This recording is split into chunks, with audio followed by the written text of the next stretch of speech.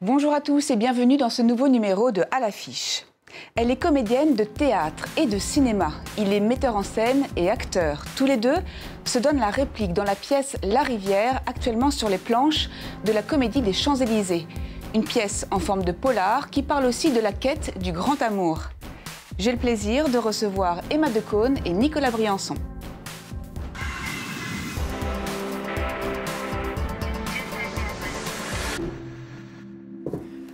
Bonjour Emma Decaune. Bonjour. Bonjour Nicolas Briançon. Bonjour. Très heureux de vous accueillir sur le plateau de À l'affiche. Alors vous venez nous présenter la pièce La Rivière. Vous jouez tous les deux aux côtés de Anne Charrier et Clara Bette. La pièce raconte en fait la vie sentimentale d'un homme passionné de pêche. Ce détail aura son importance, accompagné tour à tour par deux de ses conquêtes féminines. Le spectacle commence avec vous deux sur scène. Vous Emma, vous admirez le coucher du soleil. Vous Nicolas, vous êtes visiblement plus préoccupé par votre pêche à venir que par la beauté du site. Et vous partez à la pêche et vous ne reviendrez pas ensemble. Alors on est à mi-chemin entre l'histoire d'amour et le polar. Emma, qu'est-ce qui vous a plu? Qu'est-ce qui vous a intéressé dans ce texte? Moi, j'aime beaucoup les anglo-saxons, par définition. Je suis mariée avec un anglais, donc j'aime beaucoup la culture anglaise. Et c'est vrai que cette pièce, elle a cette particularité d'être... à chaque dialogue, en fait, il y a un sous-texte. Il y a toujours des choses plus profondes qui sont dites à travers... Voilà, on pense que on dit des choses assez simples, mais finalement, il y a autre chose derrière. Donc déjà, moi, j'aime bien cette approche-là du théâtre. Et puis, moi, c'est surtout, j'avais très envie de travailler avec Nicolas, avec Jérémy Lippmann, avec Anne Charrier, tout ça, c'est toute cette équipe, parce que c'est quand même ça le théâtre, c'est une aventure de troupe, entre guillemets, et moi j'avais très envie de partir avec cette troupe-là. Une très belle équipe. Et justement, vous, Nicolas Briançon, vous êtes le personnage fil rouge en quelque sorte de la pièce, vous êtes toujours sur scène. Est-ce que c'est difficile de jouer simultanément sur les deux registres, à la fois amour, sensualité et puis polar? Vous savez, je pense qu'au théâtre, tout est difficile et tout est facile à la fois. C'est-à-dire que ce qui est difficile, ce qui a été difficile et compliqué dans cette pièce, c'est le travail, c'est-à-dire de comprendre ce qu'il y avait, comment jouer cette pièce, ce qu'il fallait jouer, le sens qu'on devait donner à ce texte, parce que c'est un texte qui est énorme en fait, qui est vraiment est maladie et qui est plein de sens différents et qu'il faut interpréter. Une fois qu'on a fait ce travail-là, l'acte de jouer le soir, il doit être un acte facile, parce que si on sent l'effort, alors il n'y a plus de plaisir. Il n'y a plus de plaisir pour personne, ni pour l'acteur qui joue, ni pour le spectateur qui le regarde jouer. Donc tout le travail a consisté à abolir l'effort. Et le travail consiste à faire que quand on arrive le soir et qu'on joue sur scène, ce soit facile. Alors, je m'entends par le mot facile, c'est-à-dire que ça doit surtout être un plaisir. Voilà. Et c'est une joie, effectivement, c'est un plaisir, il y a une jubilation de rentrer dans ces personnages, de jouer la complexité de ces rôles et d'être dans cette aventure qui est une aventure à la fois sensuelle, amoureuse, presque philosophique parfois, et aussi policière, puisque le spectateur est constamment placé dans la position de découvrir petit à petit en fait la réalité et la vérité de ces personnages. Comme s'il enquêtait. Alors pour se donner une idée de l'atmosphère de cette pièce, on regarde tout de suite la bande-annonce du spectacle. Qu'est-ce que tu fais? Je vais la retirer. Ah, avec ça, pas question. Fais-moi confiance. Tout à coup, je pouvais me voir de l'extérieur et me situer, et voir où j'allais et d'où je venais. Je me suis sentie.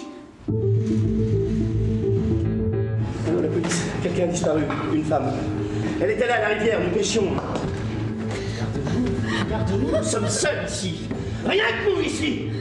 Je suis là avec toi, rien que toi, tu dois me croire. Allez, dis-moi quelque chose de vrai. Quelque chose de vrai à propos de toi. À côté, dans la boîte, sous le lit, il y a un dessin encadré. Le dessin d'une femme, elle porte une robe rouge. Elle est assise ici, dans ce fauteuil. Elle est assise dans ce fauteuil, elle porte une robe rouge. Son visage a été Son gratté. visage a été gratté. Pourquoi son visage est-il gratté? On sent bien cette énergie. Alors la pièce, en fait, elle croise deux histoires d'amour, ou peut-être trois. Emma, vous apparaissez, vous disparaissez, vous réapparaissez. Ça crée en fait vraiment... C'est un spectacle magique. Mais en quelque sorte, ça crée vraiment une impatience et en tout cas l'envie de vous retrouver. Avec votre jeu d'actrice, quel type de femme est-ce que vous avez voulu incarner? Elle est très sensuelle, cette femme aussi. Ah je vous remercie. En fait, moi je pense qu'on a beaucoup parlé des personnages de Virginia Woolf, mais aussi de Sylvia Plath, la poétesse qui était mariée à Ted Hughes, parce qu'il y a toute une histoire un petit peu hommage à ce genre de poésie et à ces personnages dans la pièce. Mais les personnages de Virginia Woolf, c'est des femmes qui sont un peu pas folles, mais qui sont quand même, qui ont une énergie, voilà, qu'on peut appeler bipolaire ou maniaco-dépressive, qui peuvent un peu passer du rire aux larmes, enfin, qui sont des personnages très vivants, des femmes qui veulent vivre un amour vrai, véritable, des moments vrais, sans tricher, donc qui sont dans une demande comme ça très très forte. C'est très amusant à jouer, c'est très intense, et s'il y a de la sensualité en plus, tant mieux. Elles sont quand même un peu fracassées, ces femmes, de suivre ce type-là dans cette cabane totalement isolée pour un week-end, alors qu'elles le connaissent pas très bien finalement. Ouais. Hein. C'est-à-dire que ça raconte quand même quelque chose sur d'abord le caractère presque aventurier de ces femmes-là, leur courage aussi, et puis leur goût de l'aventure. Donc effectivement, c'est des personnages riches et complexes. Et pas tièdes. Non, ça c'est sûr. La pièce n'est pas tiède du tout. Alors c'est l'adaptation en fait d'une pièce, on l'a dit au début, d'un scénariste britannique contemporain, Jez Butterworth. Gros succès à Londres, gros succès aussi à Broadway, avec dans votre rôle Hugh Jackman. Le personnage que vous incarnez, il est très dense. Hein. Il a beaucoup de dimensions psychologiques, métaphysiques, humoristiques. Vous aussi, vous êtes à votre façon virile et sensuelle. Quelles émotions est-ce que vous avez eu envie de transmettre ? C'est un personnage qui est effectivement extrêmement complexe. Et puis, alors, c'est compliqué d'en parler sans dévoiler. Il ne faut pas dévoiler l'histoire parce que elle se révèle à nous petit à petit, voilà. Mais c'est un personnage qui effectivement qui a un secret comme les autres personnages de la pièce. D'ailleurs, ils ont tous un secret, mais celui-là a un secret très lourd. Et il est, je dirais, il est dans une attitude qui est finalement assez commune dans la vie. Qui est qu'on dit qu'on refuse les choses, on refuse certaines choses et puis en fait on les fait quand même. C'est-à-dire qu'il est dans la négation de ce qu'ont vécu son père, son oncle. Il voudrait ne pas reproduire ces schémas-là et malgré lui, il les reproduit. Voilà. Mais ça, je dirais que c'est des histoires qui nous arrivent à tous. On a tous gueulé contre nos parents quand on était ados. On trouve qu'ils nous avaient donné une éducation pourrie. Et puis, quand on a des enfants, on se rend compte que petit à petit, on est en train de refaire exactement la même chose que ce que les parents ont fait avec nous. Le même schéma. Ouais. Et on n'a pas encore parlé de la pêche, qui est pourtant très importante. C'est une passion qui est omniprésente, partagée par les femmes ou pas. C'est ce qu'on va découvrir tout de suite dans cet extrait. On regarde. Alors raconte, c'était comment ? Quoi donc ? Quand ça a mordu, quand tu l'as ferré, cette première prise. Bon allez, arrête, c'était un coup de bol. Je venais de lancer la ligne. Une connerie, tu l'as ferré, tu l'as eu. Bah, j'ai eu la peur de ma vie. Quand ça a mordu, comme un courant électrique. J'avais jamais rien ressenti. Tu l'as senti ? Dans les genoux. L'estomac. En feu. Le cœur. Là, tu peux plus bouger. Des coups de marteau. Et l'étourdissement. Malade. Et la chair de poule. Le noir. Et le silence. Alors, quel enthousiasme partagé pour la pêche. De quoi est-elle le symbole, à votre avis, cette pêche ? Métaphore. Je pense qu'il y a un petit peu l'idée que le pêcheur à la mouche, ce qui l'intéresse surtout, c'est tout le rituel, c'est la patience, c'est d'aller dans le noir, une nuit sans lune, écouter la nature et attendre. Mais une fois qu'il a attrapé, il a une sensation folle, mais il peut relâcher le poisson. Donc c'est pas tellement une fin en soi d'attraper le poisson, c'est plus le rituel. Donc on peut imaginer que c'est une métaphore avec l'amour, avec tout ce qui appartient à la séduction, quand on rencontre une femme ou un homme et qu'on a envie de l'attraper dans ses filets. Peut-être. Il y a évidemment cette dimension, il y a aussi la dimension de cet accord total, profond, presque métaphysique avec la nature.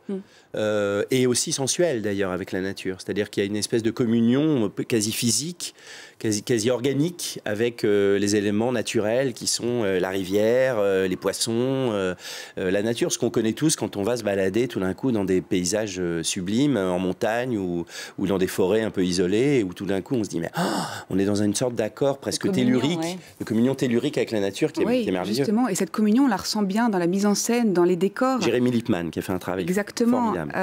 Donc signé Jérémy Lippmann, comme vous le dites, à qui l'on doit la Vénus à la fourrure, Molière 2015 de la mise en scène, et les décors aussi de Jacques Gabel. C'est un mélange. En fait, c'est un mélange. Est-ce que je peux vous reprendre? Oui, c'était le Molière du meilleur spectacle, et ça a été le Molière de la meilleure comédienne, parce que le Molière de la mise en scène 2015, c'est moi qui l'ai eu pour un autre spectacle.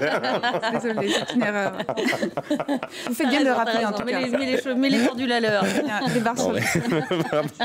Et donc, en fait, ces décors, ils sont vraiment... C'est un mélange, en fait, d'onirisme, avec des images en surimpression, tout en transparence. Et puis, il y a quand même des décors qui sont très naturalistes.